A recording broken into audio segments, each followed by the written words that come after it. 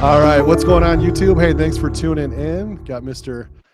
Justin Harris with us, my co-host, special guest, big name, big frame as well. So Mr. Steve Kuclo joining us today. Happy to have Steve on. Steve is a well-decorated bodybuilding champion, successful entrepreneur as well. You may have seen him on Shark Tank, amongst many other business ventures he's had that have been successful. We're going to get into that today. But the thing I think Justin and I are most excited about is to go back to our fun. We were very mature, but our fun late teens, early 20s days of training together and hanging out. So again, just you got a lot going on, Steve. We really appreciate you hopping on the show today. But thanks so much for joining us.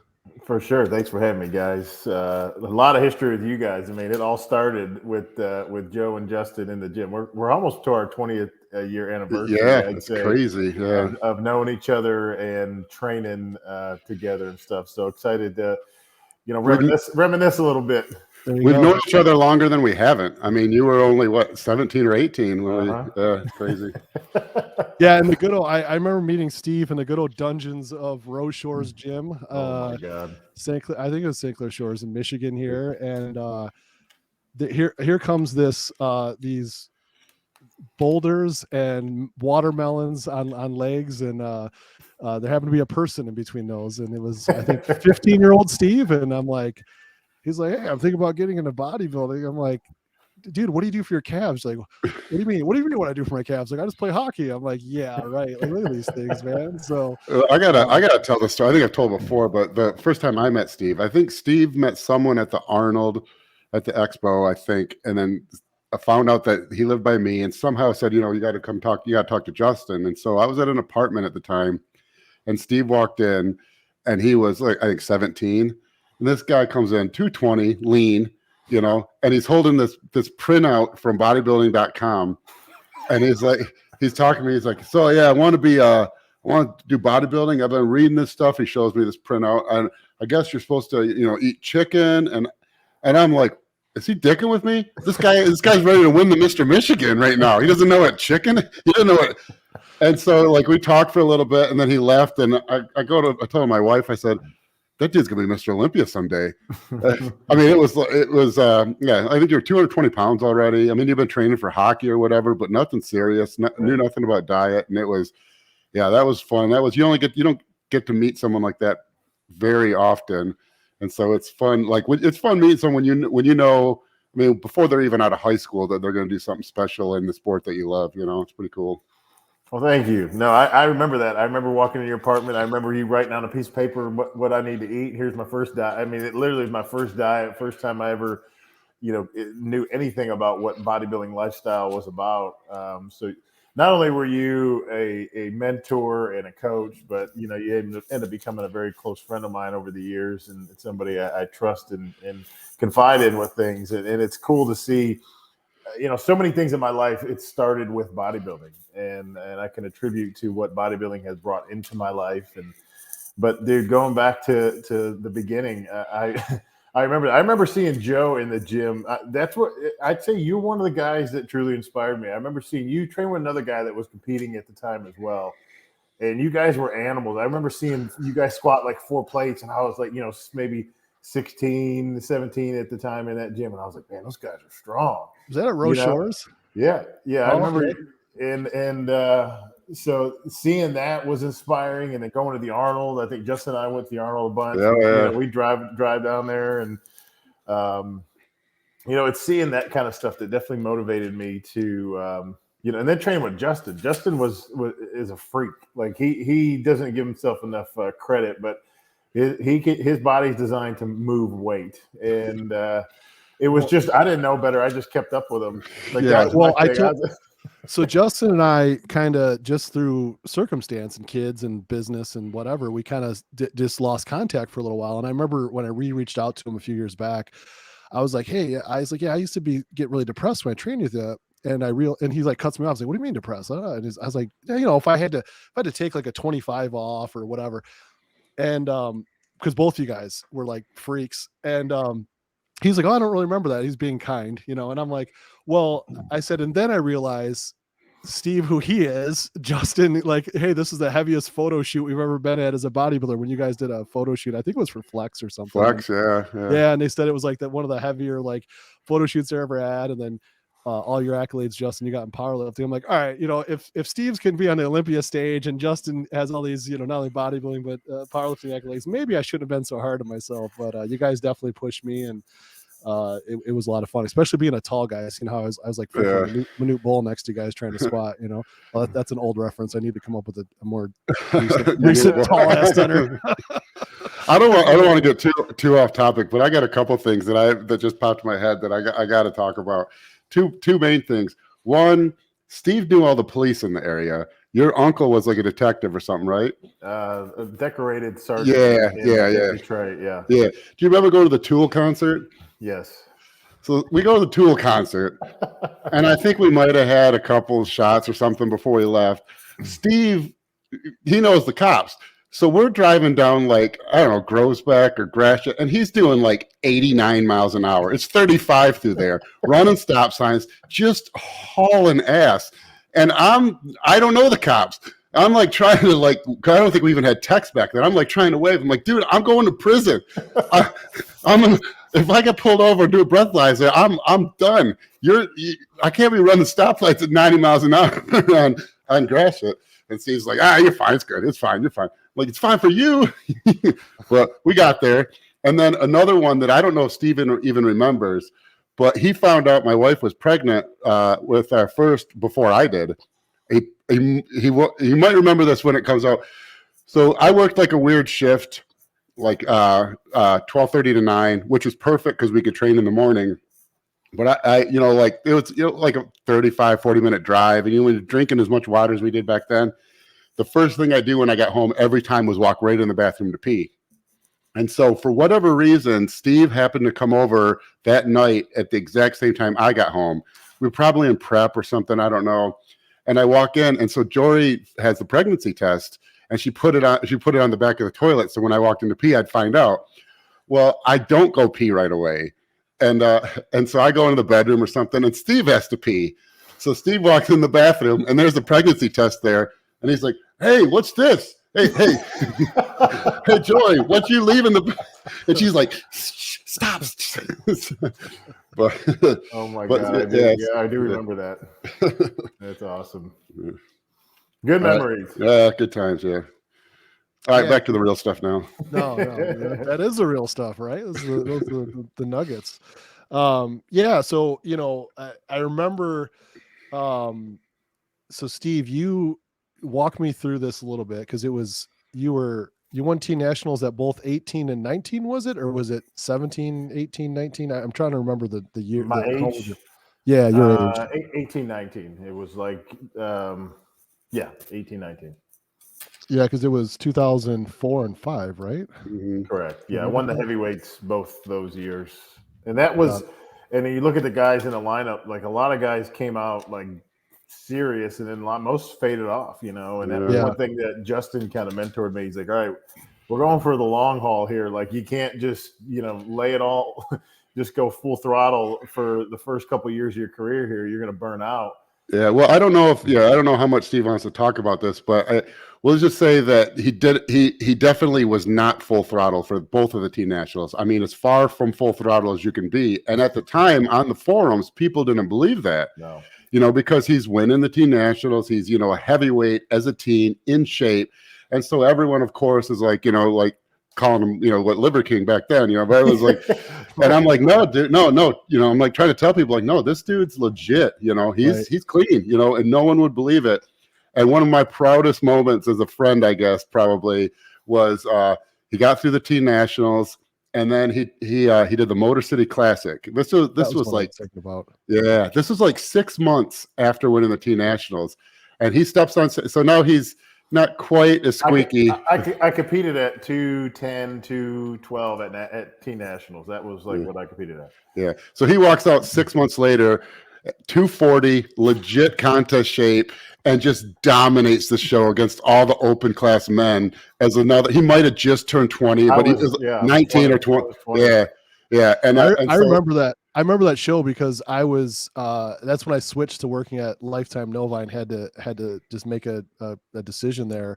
But I mean you hate to admit this as a competitor, but I was aiming for number 2. I was like, all right, if I can get second to Steve, I was like, then because I was like, there's no chance in hell, bro. Like, like there might have been like one blind judge there that might have like thrown me a bone, but I was like, I doubt that. No. So I was like, if I can get second, I'll qualify, and then I'll go get my ass kicked at junior nationals, but I'll be there with my friends, So. Yeah, but I remember he walked out because I was pumped because he'd been here for 2 years that he's this kid's on the sauce, he's on everything, he's gonna burn out, and I just kept my mouth shut. And then he walks on stage, 40 pounds heavier 6 months later, and the whole crowd just was like kind of hushed, like silent. And I think I might have had a couple of drinks that night too. I don't remember, but because I'm not usually like this, but I think I stood on my chair and I was like, "That's right." 20 years old. You were like in the second row too. Yeah. I do remember doing that to you at Capital City, Justin. I think I got a few looks because I remember that. Yeah. Yep, the prejudging. I just kept going, there it is. Lights out, show's over. Kept being an obnoxious ass in the crowd, and everyone's like, okay, dude, we get it. It's your boy. He's got striated glutes. No one's gonna touch him. Like, okay, next. But that's the fun, right? That's the fun part about it. You work so hard, you want to support your friends and family on stage. So yeah. But I mean, and you kind of jumped right into the national scene really young, right, Steve? Yeah, I after doing the teen nationals and then winning the pro-am overall, it was kind of like, Justin always, like I said, he really mentored me. He was the one that was like, you should do this, go this route. Like he instead of the guys that think, oh, I'm gonna do one show and then go into nationals, like he knew there was kind of a levels to what we do, and it was like, okay, did teen nationals, got my face out there, and then it was like win a regional show and overall before you go into like the national level stuff, and so that's when instead of, I think there was, because after that show I ended up moving to Texas, so I was 21 when I moved, and then so I took a year, kind of got settled, and then I competed in the North Americans, and that's just with timing the way it all worked out. So it wasn't like I had just did one show like a lot of guys do now and then go get qualified and feel like I'm going to go to nationals, become pro. Like I knew at that time there was only a handful of pro cards given every year. Yeah. Like there's a lot less. There was only like 2 or 3 pro men bodybuilders that turned pro. Yeah, would you have 2 at the USA, the overall, and then the second place in the overall, class winners at nationals, and 1 at the North Americans. That was it. Yeah. So really you only had the top 2, maybe 3 classes at nationals. So you had 5 pro cards for the entire country, for 300 million people. Now they give more than 5 pro cards at the nationals. They give 10. So yeah, exactly. Right. Well, and Justin, because now Steve, 2011 you turned pro at the USA's, right? USA's. One of the most dominant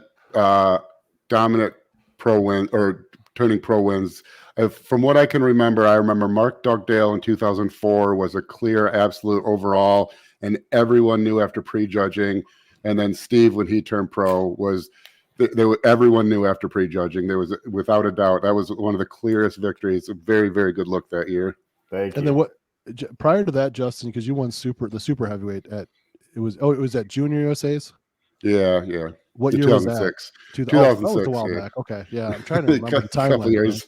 A couple years prior. This is a little bit before that, but no. So good deal. So yeah, you went. Now you got your pro card. Can you kind of walk through just what was that experience like making the jump? Going from nationals to pro and that progress there. I would say doing nationals many years I did really kind of prepped me for getting on the pro level, because he had to treat every national show as almost like a pro show, because most of those guys were going to could be very good pros, and the quality of at that time was very deep in those shows. The top 10 guys were all fantastic. If you place top 10, you're like, man, that's top 10 national bodybuilding. So for me, it was just making sure that, I felt like I was going to be impactful going forward. And the year I won, I knew I put it all together. And like you said, in 2011, I did the USA's. That ended up being the title I wanted.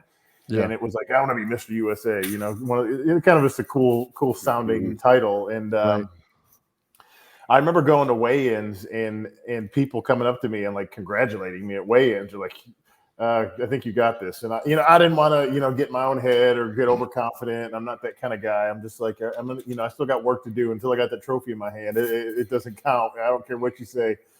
But after winning that was like one of those definitely milestones in my career. I would say that because you only turn pro once. There's only certain things you do once in life, Right. So that to me was definitely a milestone. At one of the shows I kind of hang my hat on and say, that's one that I'm proud of, and knew that kind of just set the bar for me, and knew this is going to put me on the map. From there, kind of transitioning into becoming a pro was there's a lot of expectation riding on you though too. So that first pro show, everyone's they're watching. Hey, when's his pro debut? Is he going to win his pro debut?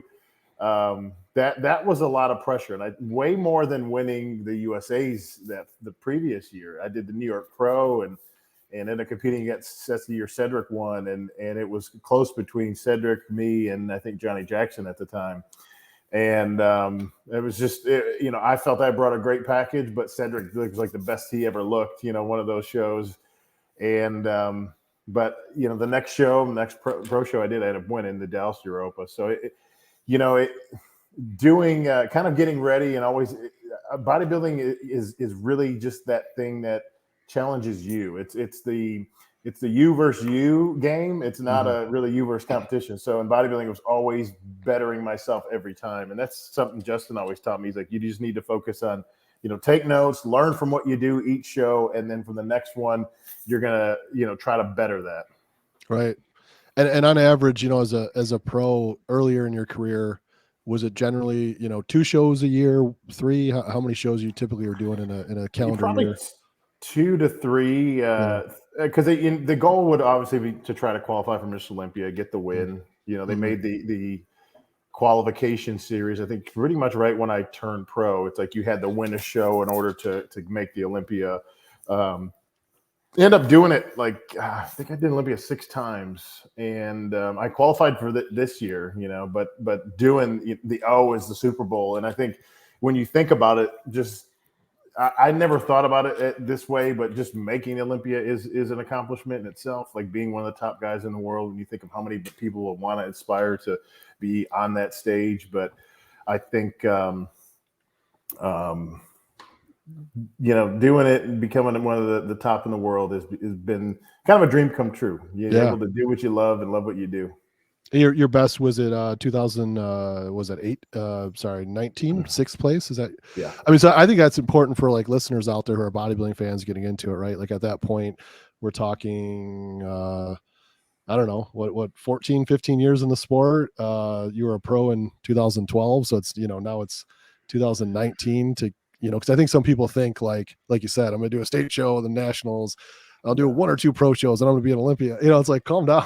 Like this is a progress for someone who, like yourself, who just just grinded day in and day out for all that time. You put a lot of effort and work and focus into that. Well, he did. I mean, he did it the right way. He said like so many of those teen guys burn out, and they do. And because they don't realize. You look at who wins the top shows. It's guys, 36 to 42, basically. So you don't reach your peak till you're near 40. And so when you're a teen and you're 18, you want to just go full out with everything and, go, balls to the wall. But you only have so long of doing that before your body breaks down. We're all human, even though we might feel like we're not.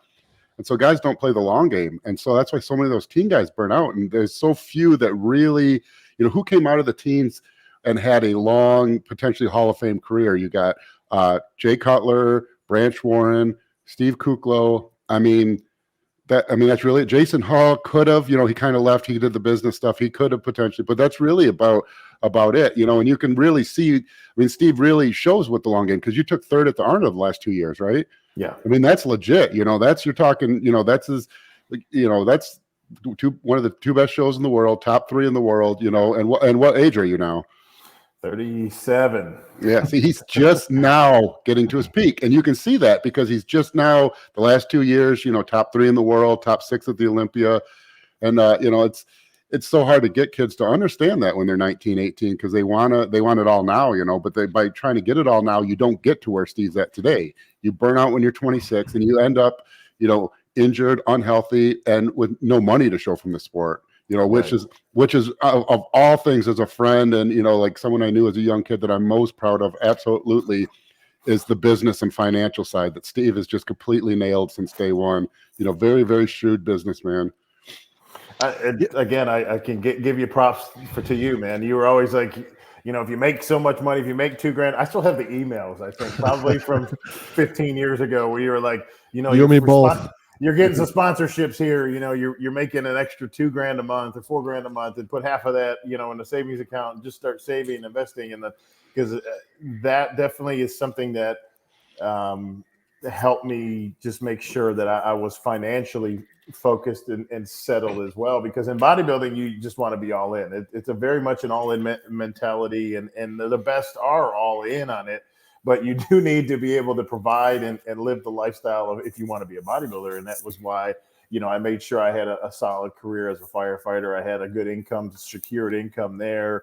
And then, you know, before I ever quit that, I was making sure that I had enough, you know, a revenue coming in from all my different streams to make sure I could not do that, to focus more on bodybuilding. So that's one thing I tell people, that, you know, the 19-year-old guys are like, man, I want to be a pro bodybuilder, and I'm just going all in on it. And, you know, I dropped out of school, or I'm not, you know, I'm not working anymore. And I'm like, hold on, like, just maybe finish school or get a good job.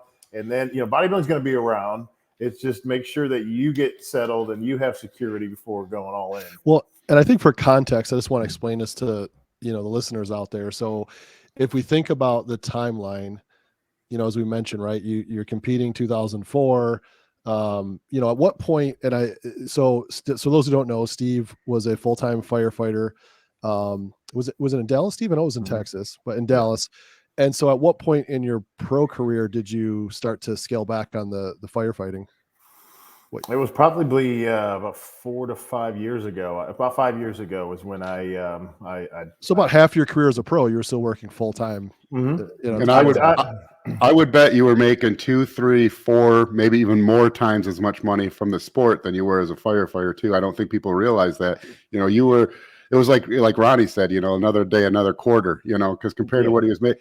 But that, you know, like doing that and staying on to some type of pension or something, like people, you know, people don't realize that's hard to do, because everything around you, all the flash, all the, you know, the guys blowing every penny they make, that's all around you. And that's what you see. It's hard to stay true to your conviction. But, you know, like, you can follow Steve on Instagram and you can see how he's living now, and you can see how it paid off, you know, beautiful home, badass cars, you know, and then the freedom to not have a 9 to 5 and basically, you know, live life the way he wants. And he's still in his mid-30s. Yeah, people look at, you know, they look at the success of people and they think it's overnight success, or you know, but it's a lot of grind and a lot of sacrifice, and just doing things the right way or smart. I mean, yeah, you can have fun and live life. It doesn't mean be a hermit and you know, just don't have a life. But Justin taught me to have a good balance with things, and it was kind of not just like bodybuilding life balance. It was like a good balance between, you know, what you did in the gym, what you had with family. I saw Justin as a family man. He had a couple kids, and I seen him expand his family more and more. And then, you know, he had a great family. He just learned, he balanced it out really well. And if you're able to do that, you're able to have success and longevity in really whatever you want to pursue. Yeah, I'll second that. I think seeing, was it probably Lydia? Definitely, I saw on the front little baby carriage thing facing him doing cardio, right? Like, and him walking in with both your second daughter. No, I'm drawing a blank. Changing a diaper. It'd be in between squats. Finish a Widowmaker with, like, when we were trying to do 500 for 20. That was like a goal for a while. You finish that, and you're like an AFib.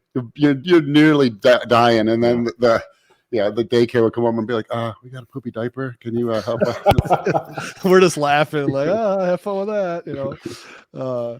No, that's good stuff. I mean, I think it's important though for people out there to hear that, because there's so many, you know, so many people have these limiting beliefs as well, right? Like, where I can't do it because I can't. It's like you were in a firehouse, you know, away from home. Tell them what firehouse. How busy was? I turned pro. I work in the busiest ambulance in the city of Dallas. So I mean, we would average probably between 18 and 22 calls multiple times you're making 24, 25 calls in a shift, Wow. Never, ever hitting the bed at night kind of thing. I mean, there's times I remember driving home and falling asleep, like during the middle of prep. And at the time, I remember because I was the first year I did the USAs, I was working with Art Atwood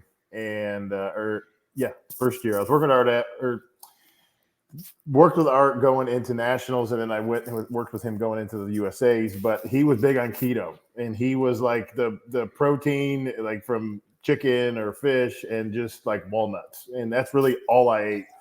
And it was terrible. You got bone shredded on it, but your energy levels were just in the tank. And having to work the demand and the stress and everything, it definitely made me learn to not have excuses, and that I could operate under stress. And I kind of learned to operate better under stress. Like if I'm just sitting around doing nothing at home and during prep or something, I'm like, all right, I got to do something, or I got, I get kind of anxious now. But for me, I liked being busy. I realized it did help me, maybe not to my advantage with sleeping and energy deprivation, and sleep deprivation, all that kind of stuff. But I think for teaching me that I can push myself farther than I think I can. I think that's one of those parts of bodybuilding, that if you can grasp that and handle pain and handle being tired and not wanting to do it, but doing it anyway, doing those things is what's going to bring success. Yeah, I think a lot of times too, you hear people talk about people who don't maybe know so much of how to accomplish great things. They talk about motivation, and then those who are coaching those to create great things, they'll say, motivation comes second, right? It's really the discipline. So the discipline is to start, right? Like, what could you share a little bit about your mindset, if you can go back to that time in life of like, how did you stay disciplined and on track? What things kind of help fuel you, or any just talk through that a little bit. I think it was always, there's a few aspects to motivation I think that you can harness. For me, I'm just going to do it guy. Like I don't need to have motivation. Like I'm very self-motivated. Sometimes you could find motivation in people saying like, you can't do that. Or, you find that the doubters or the haters that you're like, I'm going to prove their ass wrong kind of thing. Right. So there's some motivation there, because at the time, people were, you have your fans and you have your haters, and there's some people say it's like 5%, but in bodybuilding it's like 50-50. You have 50% fans, 50% haters, and the more success you have, and it really, you can see it in any sport, the more haters you end up seeming to have, because people want to see the top guys fail or whatever, which is crazy. But where were we going with that? I want to. Well, Steve was always like, just like the couple unique things. Well, one, Steve kind of taught me that you don't have to lose strength in prep. You know, because Steve didn't know anything about prep. When you know too much, you let it happen. And so we're doing our first prep, I think, for the capital city, and and I'm losing strength, getting weak, and Steve's not. And I'm like, I don't know if I asked him, or he just didn't know he was supposed to. so he just didn't, no carbs, 2 hours of cardio, and just not. So I was like, wow, I learned a new thing. It's like how many things are just mental. And then the other thing, because I like to train hard, and I thought I'd train hard. And Steve would just piss me off, because I'd be pacing the house and getting fired up for our workouts, which were rough. Steve would come in with his hair done, frosted tips, looking all clean. Oh yeah. And he would just walk in and just be an animal, It's like 500 for 20 on squats, or deadlifting 675, and then he'd be giggling, laughing, telling some joke, and then get under the bar. And then go back to giggling after, and then and he never get out of breath either. I do remember one thing. I do remember those giant ass hamstrings in his squat depth used to piss me off, because I'm like, in my head, I'm like, damn it, I'm not going as deep as he is. Damn it, I'm like, maybe they won't notice. No, that's funny, and that's true. I do remember that. I mean, I still train the same way, and Greg. If we had Greg McCoy on here, who I train with, he would be laughing right now, because he's like, that's exactly Steve right now. Like, we'll be talking, having a casual conversation about life, and then boom, I go, oh yeah, I got to go squat this 500 for 10 sets real quick, but I've been able to turn it on and off. I think a lot of that from athletics growing up, that competition that just kind of like ingrained in you, being competitive. The want to win is another good motivation. And then, like if it's something you truly want to do and you want to be successful at it, and you want to have, be able to make money at it and to be able to have a career of it, like you got to push yourself. Cause I mean, there's a lot of people wanting to get to the top of that mountain and push you out. And bodybuilding is like it's like a gladiator in an arena all the time. It's like, man, you got all these people watching, and it's just you, and it's gonna be you versus another guy, or you versus a bunch of guys, and it's it teaches you just a lot to be self-motivated.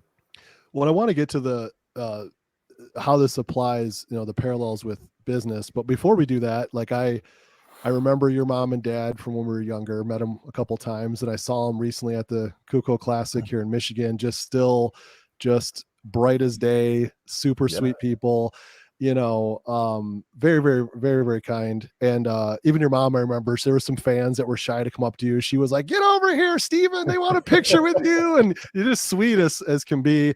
I'm just curious if you could talk a little bit about, because you started off with such high expectations and the spotlight on you so young, can you talk a little bit about the role your parents played in that, and just how do they help instill you? Because I think some people think, oh, this guy is super successful. Maybe he had like a silver spoon, or, whatever the case is. Right. But it was, hardworking family, good quality people. Just kind of walk about, maybe if you could share a little bit of how they've instilled some of these characteristics in you. Absolutely, man. Definitely came from a blue collar family. Like they have work.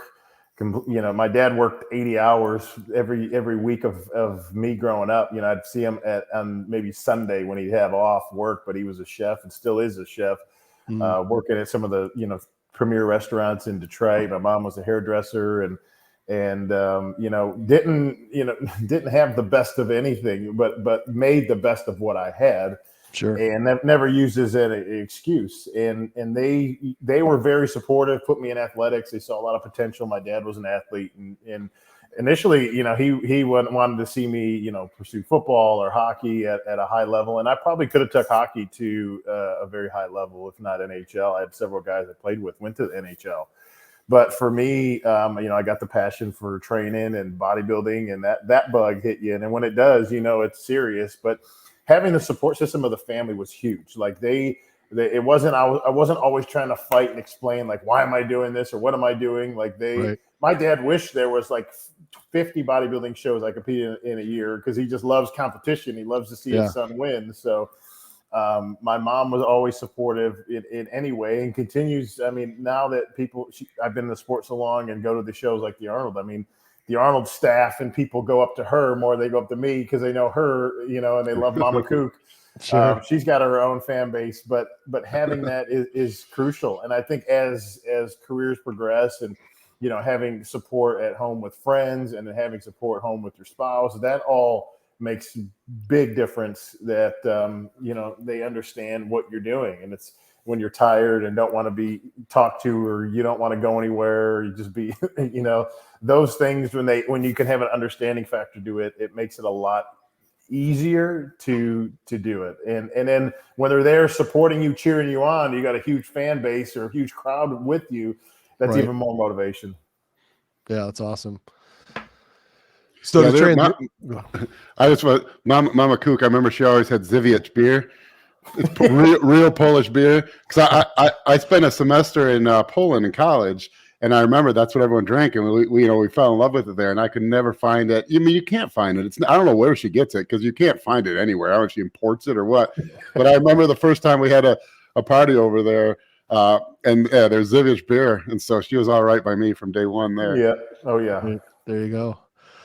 Well, I know there's a lot of people out there interested too, because you mentioned earlier, like the up and comers, I quit my job, I did this, I did that. Obviously we've already established that, that wasn't the case for you, and that's not something you would prescribe. Talk about how that translated into your, business successes, and, what you've been up to. I mentioned at the opening of our talk here, you've been on Shark Tank, and I know you have many other things than what you had on Shark Tank, but just kind of walk through what that process has been like, and who's helped you along the way, and what you've learned. I think one of the things I could say I attribute a lot of my business acumen and success to my move. When I moved to Texas, I surrounded myself. I was training in gyms with a lot of successful business guys, and I've seen a lot of high-level CEOs and executives that would take fitness very serious. They didn't compete, but they would work out with me sometimes. Or I'd work out with them, and would kind of like, hey, what do you do? And would talk to them about it, and then. Actually, one of my best friends that's in Texas, Big Al, I met him in the gym, and he one day just kind of said something funny to me. I mean, he's about 5 foot. I'm going to give him a little props here, maybe 5'7", and not a big guy by any means, but his heart and his personality is as big as they come. And he was, said, hey, come have lunch with me. And then from there, I had surrounded and aligned myself with a lot of amazing people that really mentored me, taught me. I saw business, how they were successful, and I learned from not only their success, but from failures. And if you can learn from other people's failures too, not only your own, which you're going to have, but I think when you can do that, you're going to have success. Alignments over thinking about what I'm going to do next.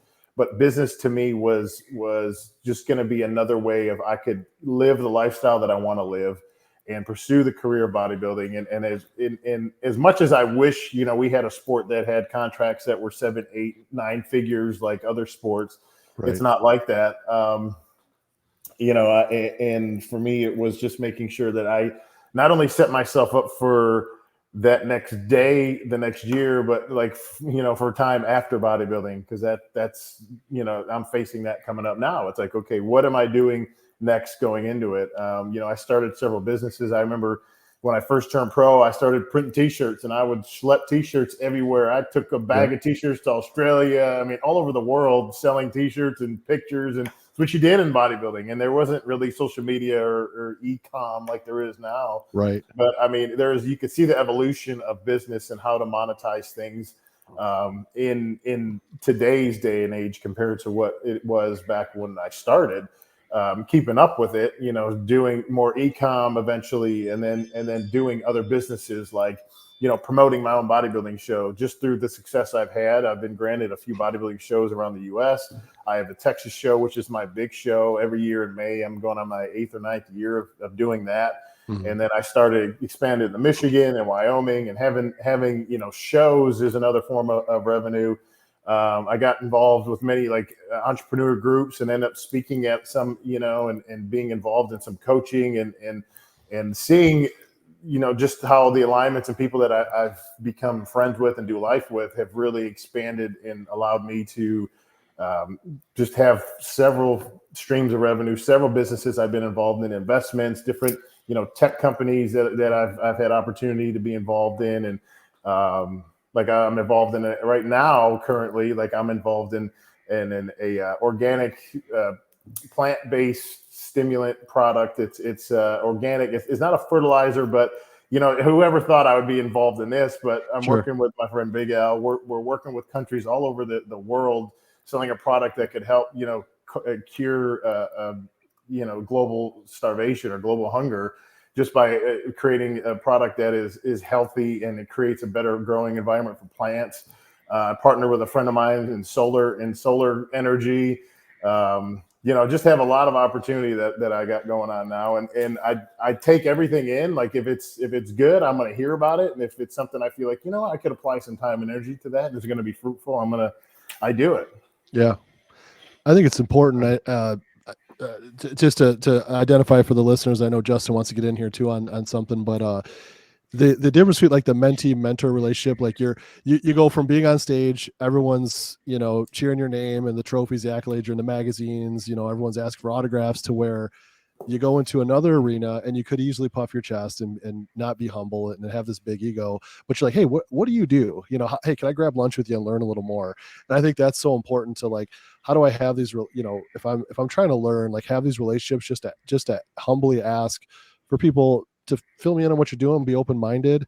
And then also, I think just trying to help others, it sounds like, throughout your journey, without really initially expecting anything in return. And then the good things kind of come from there, right? I mean, I know, Absolutely. Obviously, if we go full circle, 20 years ago, like, Justin was just helping you out writing down some stuff, and now you're on our YouTube channel with us. So a lot of, full circle. But sorry, Justin, I believe Justin was going to say something there. So. Oh, no, just something minor. I was just going to say, like, a good example, like, you can see the entrepreneurs and people with a business mindset. It's a totally different way they approach world. I mean, if you go on social media, it's all negative.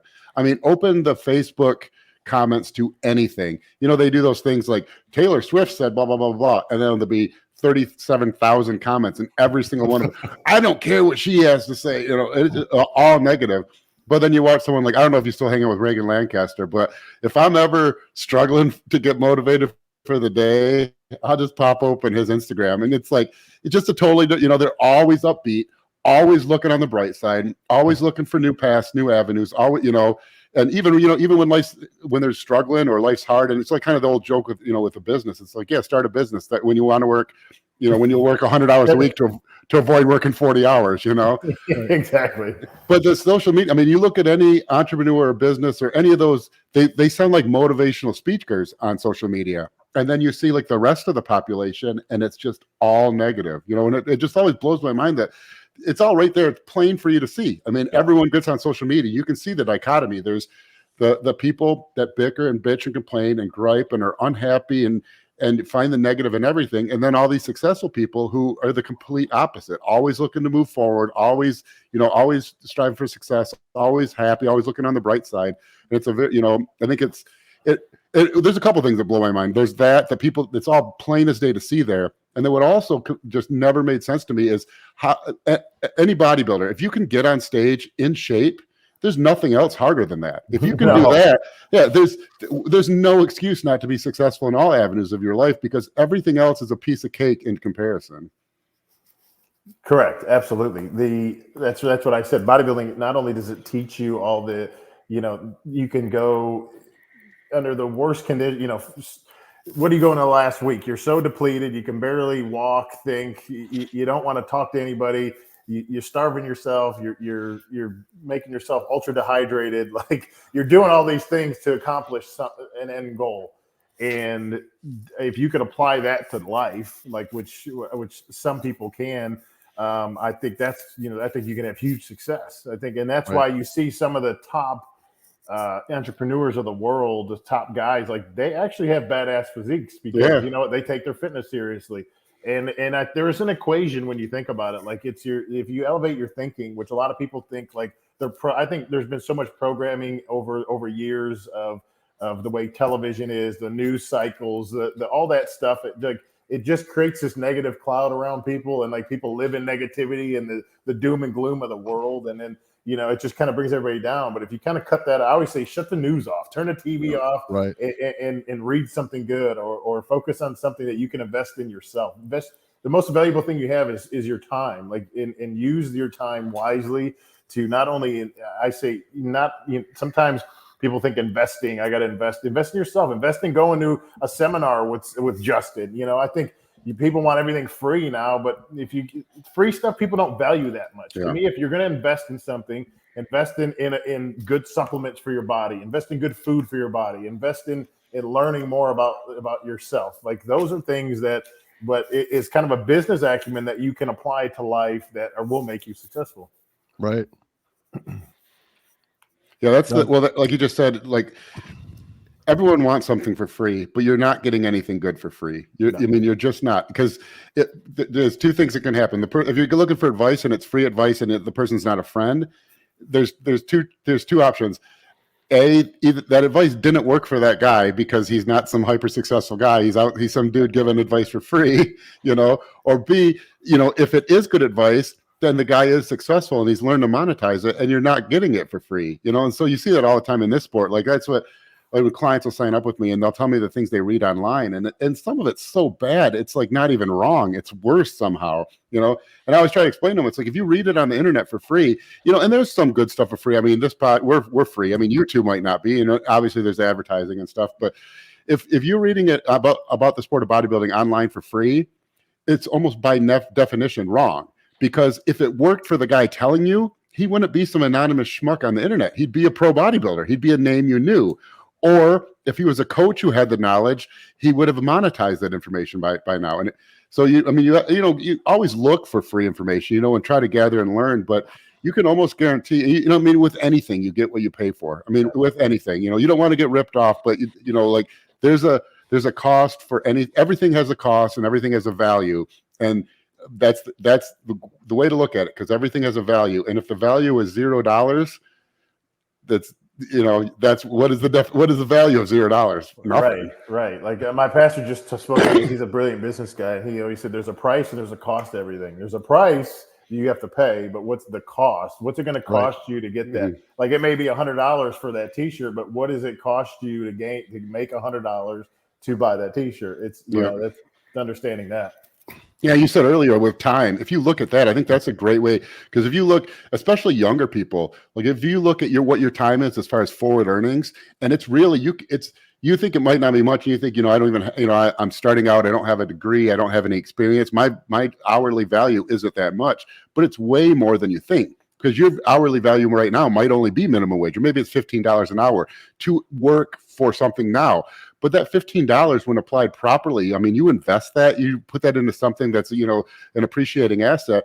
40 years from now, that $15 might be $1,000 an hour. So you can kind of look at anything you do, even as a young person without much value, as your time as far as deferred earnings for the future might be $50 or $100 an hour. So you spend an hour just dicking around doing something stupid, you spent $100 in deferred earnings that you no longer have the option of getting. But so use your time wisely, and you should always be looking. It doesn't mean you need to not enjoy life or never have any fun, but you should really look at yourself and value yourself as an individual and value your time, because it does have value, and it has a monetary value, especially when you're young with future deferred earnings. Well, I think that's part of Steve and your grind, right? Like you had a job that, it covered your essentials, and then you also were growing something bigger that you knew there was a long-term gain. And I think those micro challenges, I call them micro relative to life, because it's, a 16-week prep and all the times you have to say no to food, but you get the big reward at the end, right? I think that kind of does carry over psychologically for a lot of us, at least I know for all three of us, knowing all of our background and where we are today in life, to where, hey, I'm going to defer the short-term pleasure here in this situation, and just I know long term it's gonna pay off in the long run. And obviously you have your hands in multiple different things, like you said, which is just really cool to hear. So yeah, we do live in the society of instant gratification, instant success. Everybody just sees the good part of what people accomplish, not like what it costs to accomplish that. But I think Justin had what you just said was priceless advice. Because right. If you value the time and think about it, if you spend an hour educating yourself, reading something valuable, changing the way you think, speak, and do life, think, be, do, like you start changing that, you're going to change your life. You're going to set yourself up for success. Well, I know we're getting close to time, but I had two things I wanted to hit on, and I'm sure throughout that time Justin will have another funny story that we'll pressure him with to pop on, but I don't want to get him in trouble with the 17 girls he has in his house. So we'll try to honor everyone's time here. Justin has all girls, like even more. His exchange student's a girl too. So we have an exchange student. I have 4 daughters, and our exchange student is a girl also, which has kind of become a 5th daughter right now. And actually, it's a sad day here because she leaves. She goes back to Guatemala tomorrow morning, and so they're all out there bawling their eyes out because this is their last night. So, but sorry to put a damper on the day, but yeah. Yeah, right. Well, we'll transition with, I think, 2 things I wanted to cover. The first being, Steve, just kind of what's next for you. Like what, you talked about some of the food and starvation kind of initiatives you have. When you talked about it, you lit up. You can tell you're passionate about that. Outside of that, or include that if you'd like. But what are some other things, either competing, business, life? What are some things you're most excited about in the kind of the near future?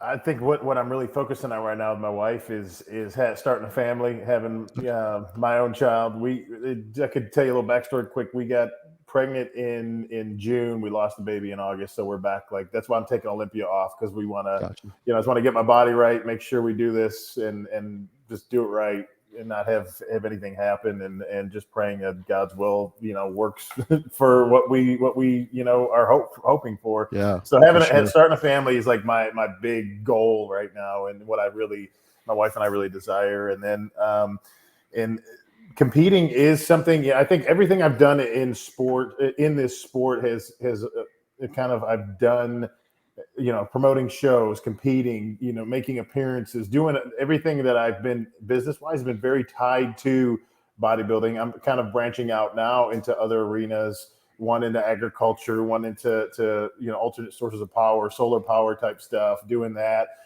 Just trying some different avenues, just trying to diversify myself a bit.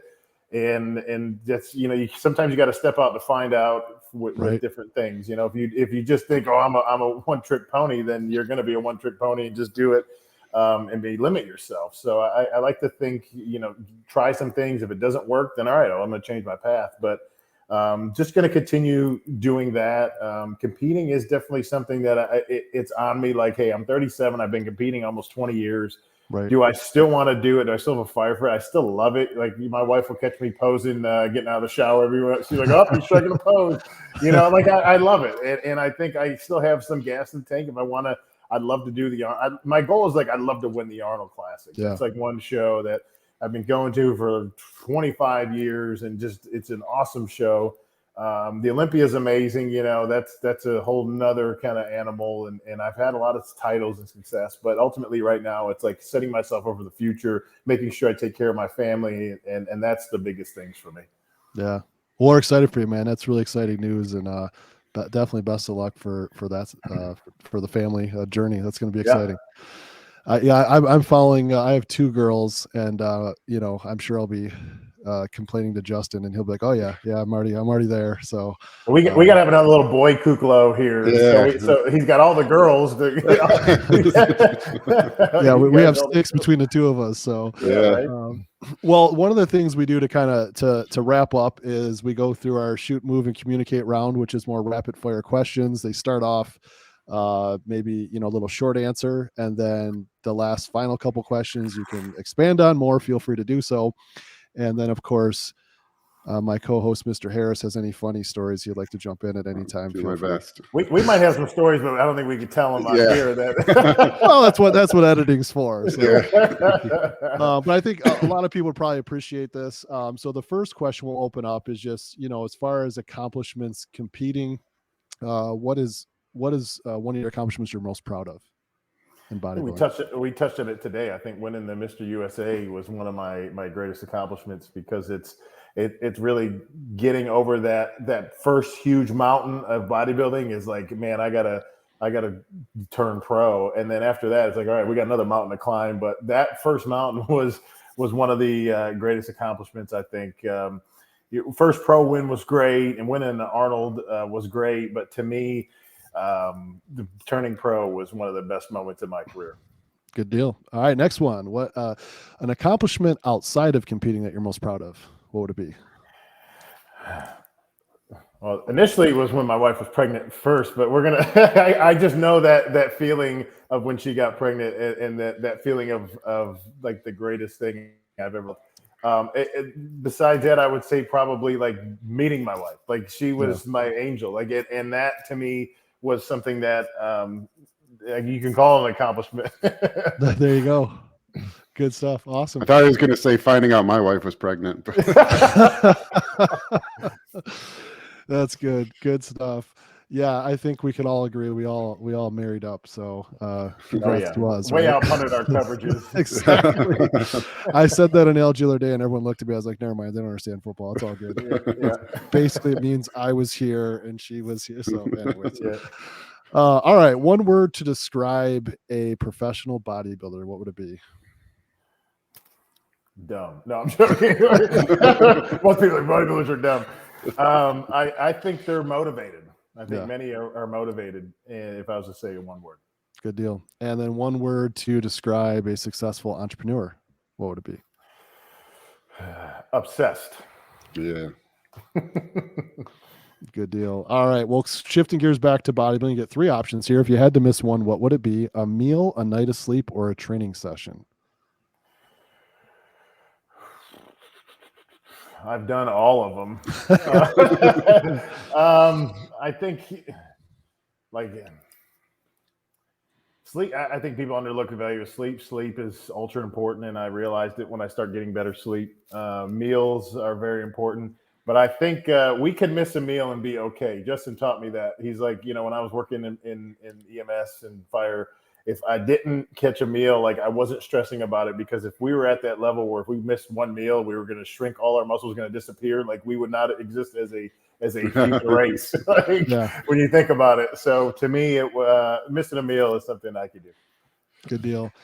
And if you had a word of encouragement for a young up-and-comer, or maybe a couple words, what would it be? Educate yourself, invest in yourself. Listening to guys like Justin Harris, very vetted, credible sources, not just believing everything you see online. And education or knowledge is power in bodybuilding. Good deal. Next one we did touch on a little bit, but I think it's important to nail this down is, if you had either one word or one kind of theme that would parallel competing and business, what would that be? I think maybe two. Maybe I'm going to pull a Joe Biden here. One word: hard work. No, but discipline, I think, is something that you could say, because when you're going to be disciplined, when it's having the discipline to not give up, not say I'm too tired, not say I don't want to do it. You're just going to do it. You're going to be disciplined enough to do it. Good deal. Well, and one of the things we say a lot at First Detachment, we have a few taglines we like to say, and we say even in our meetings is, we talk about, not only our products are battle tested, but we're battle tested and we're all in. And so the question is, when you talk about being battle tested, can you share, a recent battle that you overcame, and how did you do it? Man, I think it's through battles and struggles and storms of your life that you become stronger. I mean, every day you're in the gym, your resistance is making you stronger. And to me, I think when I just recently went through the prep for the Texas Pro back in August, and just the beginning of prep, we found out my wife was pregnant, and then literally the week before the show, we kind of got the news that she miscarried, and that was some of the most devastating news I've ever heard in my life. And I had a choice of saying, letting that kind of take me over and just say, you know what, I don't even want to do the show. I just screw this.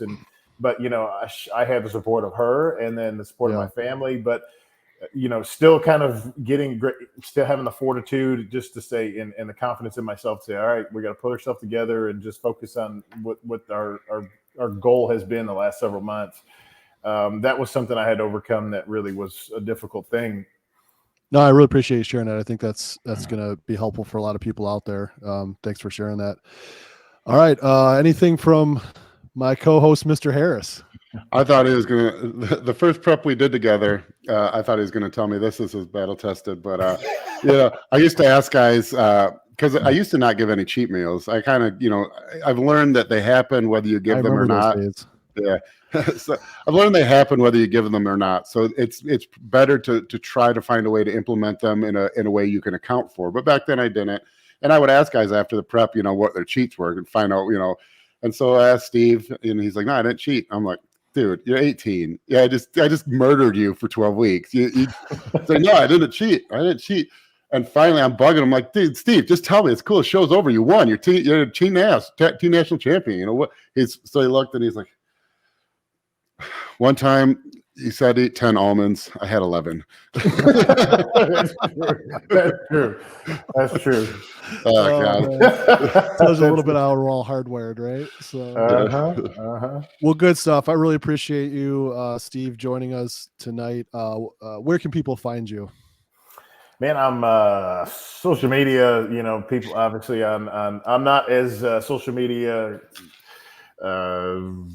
savvy as a lot of guys. I'm not on Snapchat and all that. So Instagram, Facebook are my main outlets. I got banned from Twitter, I guess, from voicing my opinions. So those are my main outlets to contact me. Yeah. Good deal.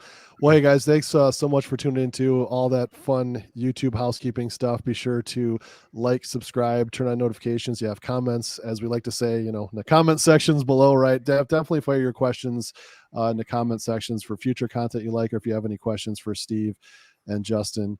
But as always, guys, stay battle tested, be ready, and to forge through those battles as they come your way. Thanks so much for joining us. Real quick, hold on. For those guys that want to see how long ago, if you just search Justin Harris, Steve Kuclo workouts, we were the OG YouTube. Yeah, it's like 2005, 2006. We had like just the shittiest camera that we would have. I mean, it was like a Polaroid for videos. Yeah, it's like a flip phone. I remember because we'd take a video and if it was a really good lift, I would be so pumped. I'd want you posting it. And so I remember I'd go to work and be like, Steve, you haven't posted it yet. He's like, I'm still uploading on my computer. My 56K modem is taking forever.